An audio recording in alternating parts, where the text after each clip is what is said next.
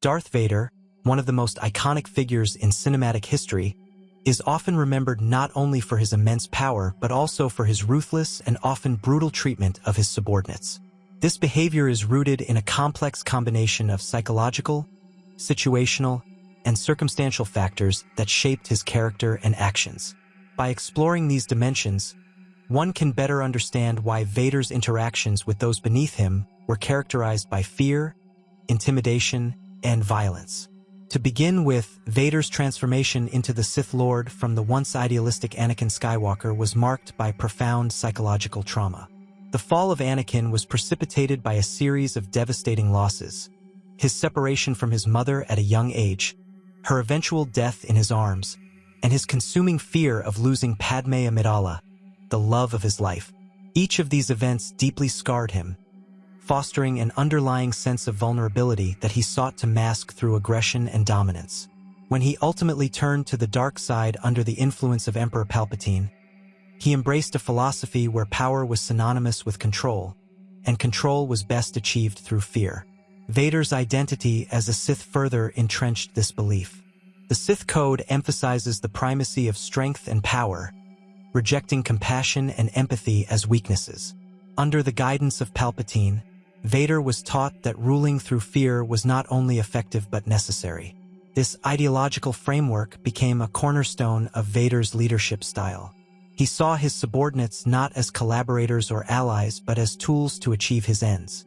When they failed to meet his exacting standards, he punished them harshly, often resorting to physical violence or even death as a means of enforcement. This approach served a dual purpose. It eliminated perceived weakness and ensured absolute obedience from those who survived. The Galactic Empire's structure also played a critical role in shaping Vader's behavior. As the enforcer of the Emperor's will, Vader operated within a hierarchical system designed to suppress dissent and foster fear. The Empire valued results above all else, and failure was not tolerated. Vader's treatment of his officers reflected this ethos. He was a product of an authoritarian regime that dehumanized its personnel, viewing them as expendable assets. In such an environment, Vader's brutality was not an aberration but an extension of the Empire's culture of fear. However, Vader's actions cannot be fully understood without considering his personal sense of frustration and self-loathing. Despite his immense power, he was a deeply tormented individual. Encased in a life-sustaining suit, his physical body was a constant reminder of his defeat at the hands of Obi-Wan Kenobi and his own failings. His inability to fully reconcile with his past and his role in the destruction of the Jedi Order added to his inner turmoil. This self-directed anger often spilled over onto those around him. When his subordinates failed him, it not only jeopardized his mission but also triggered his own insecurities, leading him to lash out violently. Vader's treatment of his subordinates also served as a means of projecting his power. The use of fear as a tool was not only about maintaining order but also about asserting his dominance. For a man who had once been a slave and felt powerless, the ability to command and control others was intoxicating. It reinforced his belief in his superiority and gave him a sense of agency that had been stripped away during his early years. By keeping his subordinates in a constant state of fear, he ensured that his authority was never questioned. Another aspect of Vader's behavior lies in his perception of loyalty and competence. As a leader, Vader had little tolerance for incompetence, viewing it as a direct threat to the success of his mission. His harsh punishments for failure were not arbitrary. They were a reflection of his belief that mistakes were unacceptable in the pursuit of the Empire's goals. This intolerance was rooted in his own perfectionism and the high standards he held himself to. In his eyes, those who could not meet these standards were unworthy of his trust and deserved to be eliminated. This dynamic is exemplified in his interactions with figures like Admiral Ozzel and Captain Needa. Ozzel's failure to properly execute Vader's orders during the Battle of Hoth led to his swift execution, while Needa's attempt to take responsibility for losing the Millennium Falcon was met with a similarly lethal response. These incidents illustrate Vader's zero-tolerance policy for failure and his willingness to use extreme measures to enforce discipline. For Vader, the lives of his subordinates were secondary to the success of his objectives. and he viewed their deaths as a necessary sacrifice in the service of the Empire. Moreover, Vader's behavior was also a strategic choice designed to maintain order within the ranks.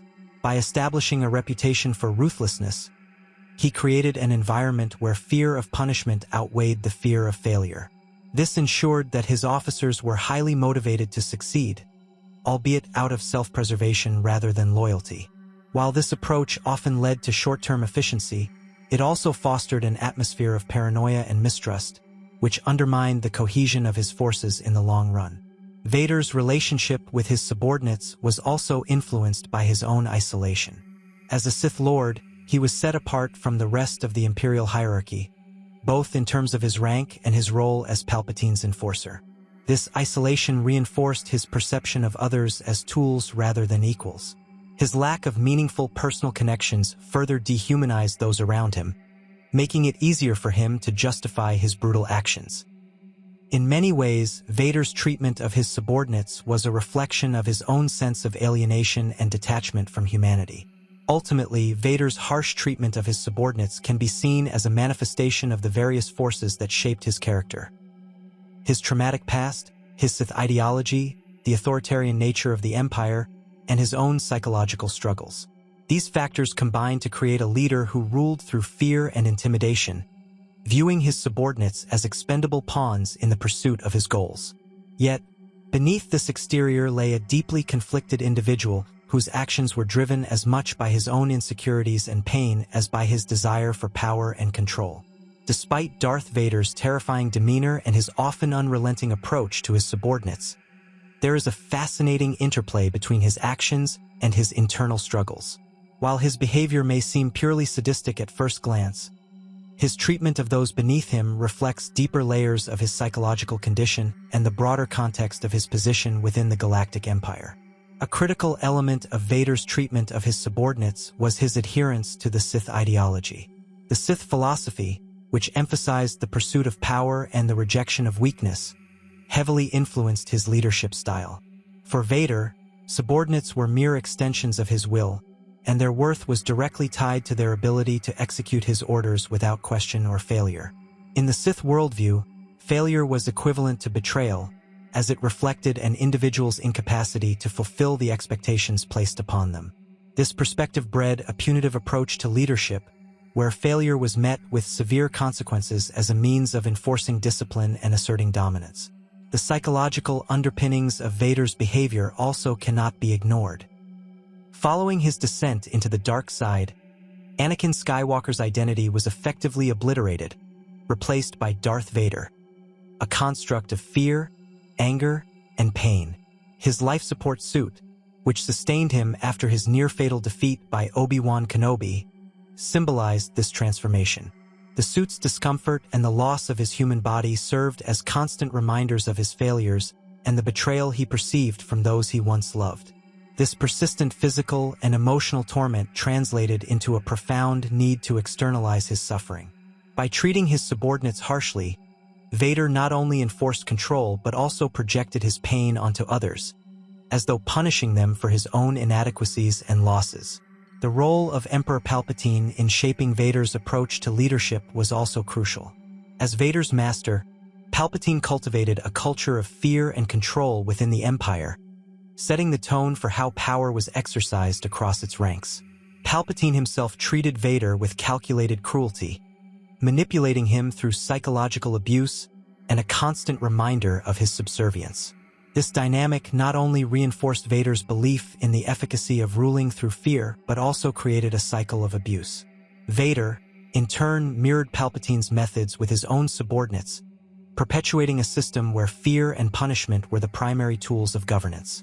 At the same time, Vader's isolation within the Imperial hierarchy exacerbated his harsh treatment of others.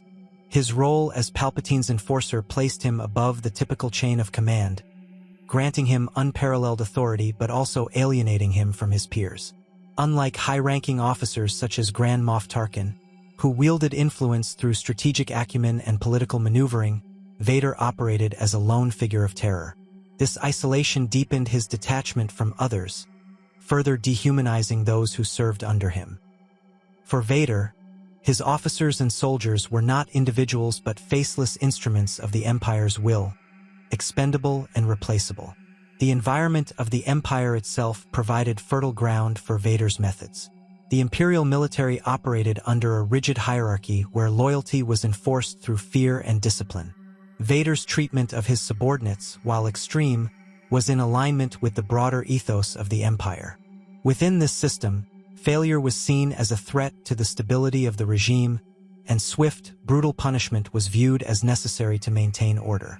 By adhering to this doctrine, Vader ensured that he remained an effective instrument of the Emperor's will, albeit at the cost of fostering resentment and paranoia within his ranks.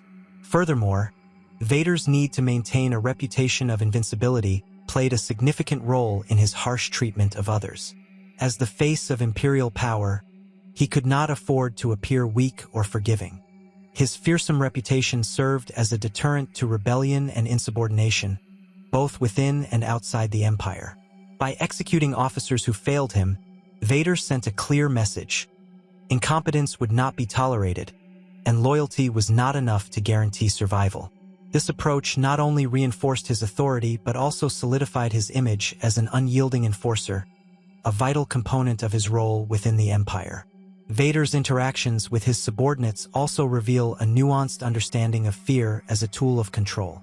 While his actions may seem impulsive, they were often calculated to achieve specific outcomes.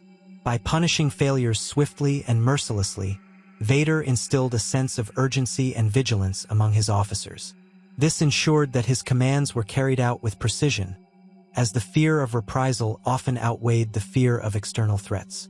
However, this reliance on fear had its drawbacks, as it stifled creativity and initiative among his subordinates. Officers became more focused on avoiding punishment than on achieving success, leading to an atmosphere of risk aversion and stagnation. Despite his outward brutality, there were moments when Vader's treatment of his subordinates hinted at a more complex set of motivations. In some instances, he demonstrated a grudging respect for those who showed competence or courage, even if they ultimately failed.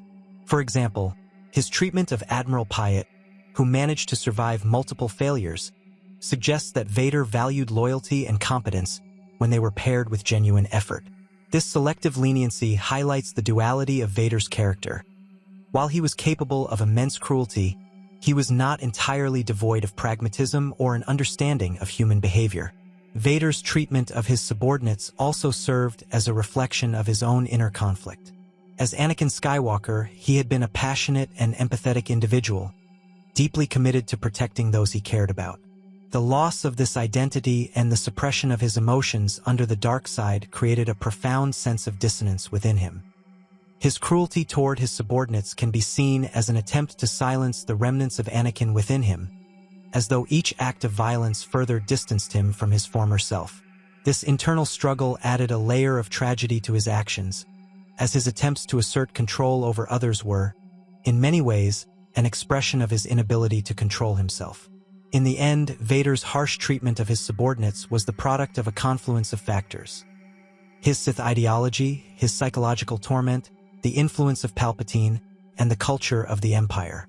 These elements combined to create a leader who ruled through fear and violence, seeing his subordinates as expendable tools in the pursuit of power.